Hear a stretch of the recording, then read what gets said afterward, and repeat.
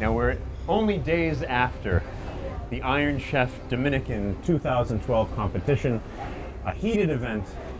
Finally, tempers have been able to settle down a little bit. I know there was a lot of bad blood, so we want to do a little post-game analysis. First, Father Gabriel Pivarnik, one of our noble competitors.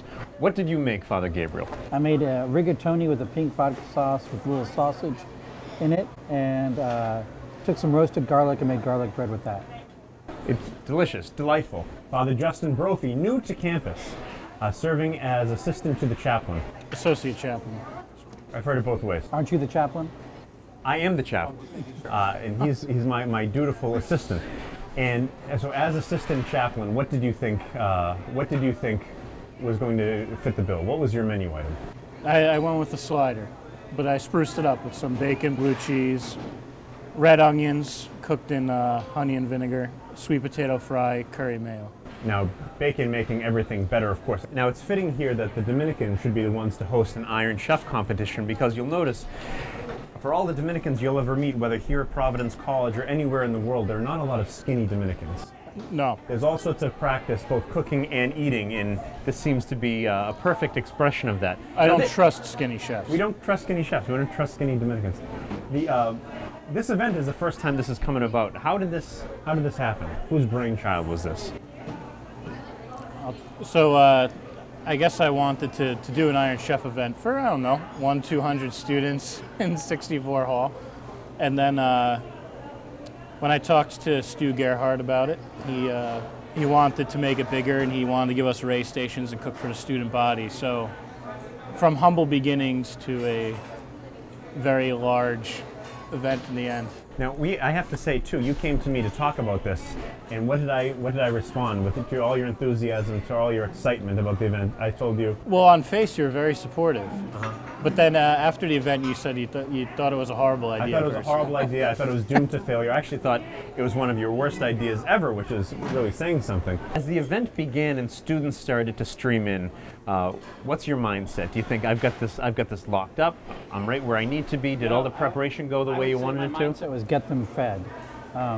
That was the real thing. Is once you saw the line in front of you, the only thing I was really worried about was getting pasta on the plate and getting the line to go down. It's really, that was the thing I said to the cowls, that it's very nerve-wracking to be behind that line and know that there are people waiting for food. So I have this newfound appreciation for the Sodexo workers here. I mean, it's just, I was, what's the right word? Frustrated and kind of frazzled by the whole experience. But it was fun, but it was a kind of crazy fun. Crazy fun. Now, you had a team of sous chefs working with you. Who was in your crew? Who was on Team Pivarnik? Well, I had Father Jim Sabak came in around 3:30, and so did Deacon Joe Regali came in between like 3:30 and 4 o'clock. Okay, now Father Sabak, I think everyone can agree, didn't bring a whole lot to the table. He served garlic bread. Yeah, but he also cut all that bread and he cut put all the this bread bread too. on. Yeah, put all this Piece bread by on piece. there. Was it hand cut bread? Yes, it was hand cut bread. I take that back. Then he brought a tremendous amount to the table. But your Deacon Joe, a tremendous cook in his own right. He's fantastic. He's really the ace of your staff. He was, because I wanted him to make sure that he tasted my sauce before it went out. So that was the big thing, was having him come in just before we had it ready to go onto the line. I wanted him to make sure everything was seasoned just right. So you had the other priest, you had the deacon. Father Justin, you went another route with your crew. What did you do?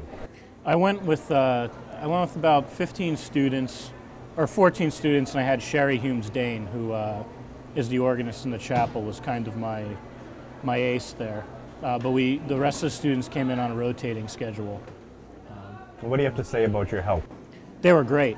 I mean, one of the things I was worried about, I was glad to have a lot of hands, I was glad to have a lot of people helping and getting involved. I was worried about the transition times, especially at 5 o'clock and 6 o'clock, a new team shifting in.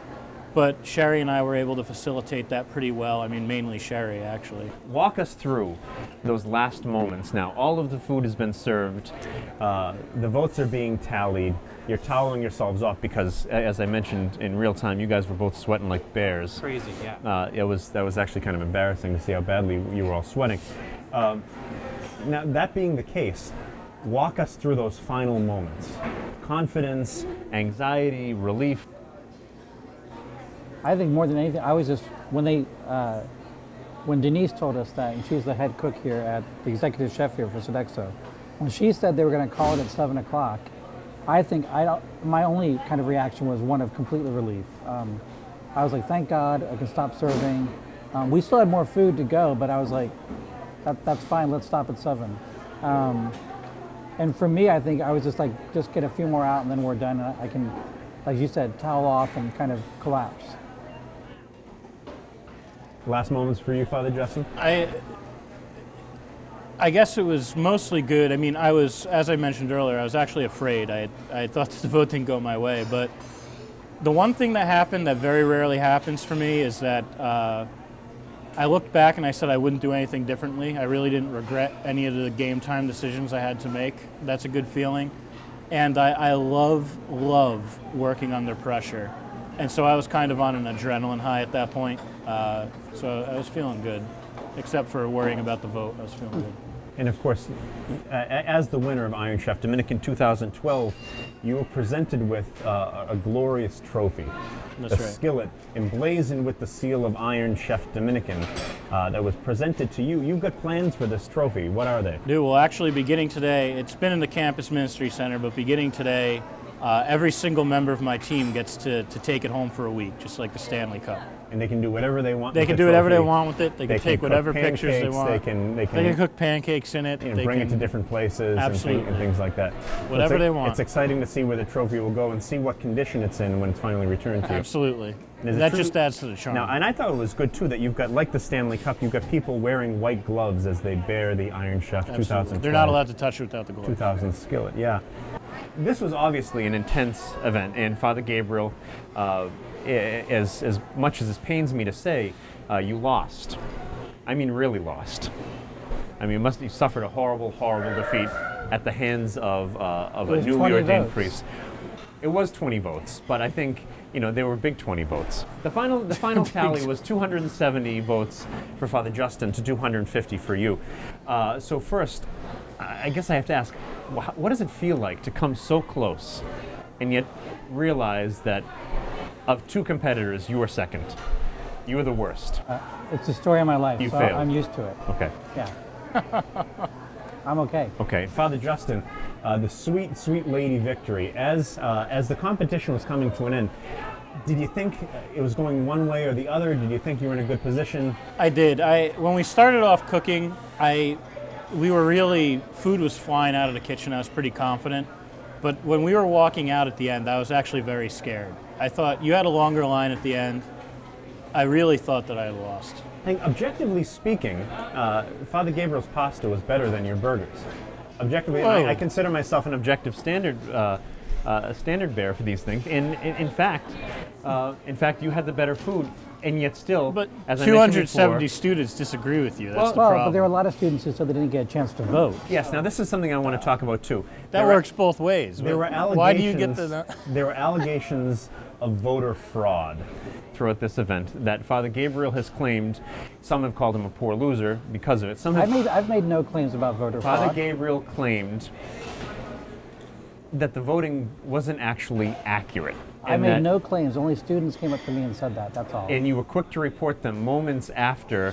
In private conversation, Father Gabriel's first words were, "A lot of students didn't get a chance to vote." I was only kidding. He was only kidding. He wasn't kidding.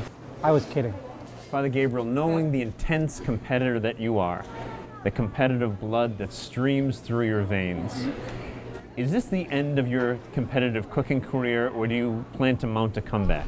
No, in fact, I even made the option that perhaps next year we should do just desserts and play off of that theme, that show as well. Just desserts. Now, it's a well-known fact, though, that you fancy yourself a dessert chef, and that on campus, one could say that. On campus, there are few, if any, who could compete with you in that arena.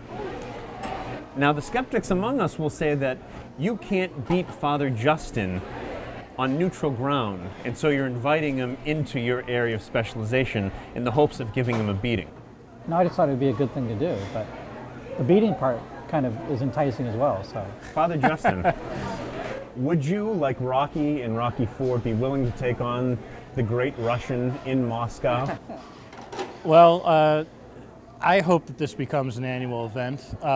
You know, I'm not a dessert man myself, but I'm willing to take on that challenge, and I'd love to compete with Father Gabriel again. It was a fun competition, but that also goes to everybody else out there. We had a good time in the kitchen this year, but I'm willing to take you all on, each and every one of you. You bring it. You come and get a taste, because I'm going to take it home again every time. One other thing that we ought to mention too is that while all of this was going on, there was that bake sale, the Sweet Relief Bake Sale, proceeds to donate the continuing relief efforts for those victims of Hurricane Sandy. And we had students come in and we make cupcakes, make brownies and cakes and all of these things, and others come in to buy them. You know, we raised over $800 at the bake sale that night alone, so it wasn't just Iron Chef Dominican that was a tremendous success. The students who were involved with the fundraising did wonders too. So all in all, a great night. Yeah, absolutely. exactly. All right. Well, obviously, I speak for everyone in the college community in saying that I can't wait for the second edition of Iron Chef Dominican, whether it be desserts, whether it be back in the kitchen, whatever it's going to take. When these two great competitors take to the field of battle, only good things can come as a result. Father Gabriel, Father Justin, thank you.